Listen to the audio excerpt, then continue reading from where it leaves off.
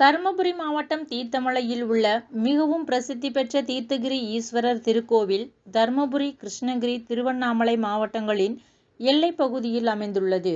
இந்த கோவிலில் தேர் திருவிழா மாசி மாதத்தில் வெகு விமரிசையாக 10 நாட்கள் நடைபெறும். இந்த தேர் திருவிழாவையொட்டி கடந்த 24ஆம் தேதி கொடியேற்றத்துடன் விழா துவங்கியது. இந்த தேர் திருவிழாவையொட்டி தினமும் பல்வேறு சிறப்பு பூஜைகளும் அபிஷேகங்களும் நடைபெற்றது. இந்த தேர் திருவிழாவில் முக்கிய நிகழ்வாக திருத்தேரோட்டம் வெகு விமரிசையாக நடைபெற்றது.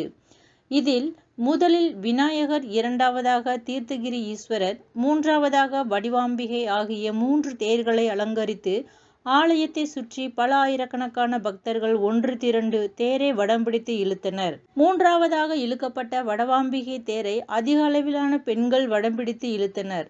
அப்போது தேரின் மீது பக்தர்கள் உப்பு, மிளகு, முத்துக்கொட்டை, பொரி ஆகியவற்றை தூவி தங்களது நேர்த்திக்கடனை செலுத்தி நிறைவேற்றினர். இந்த தேர் திருவிழாவையொட்டி தமிழகம் மட்டுமல்லாமல் வெளி மாநிலங்களிலிருந்து பல ஆயிரக்கணக்கான பக்தர்கள் கலந்து கொண்டு தீர்த்தகிரி ஈஸ்வரரை வழிபட்டனர்.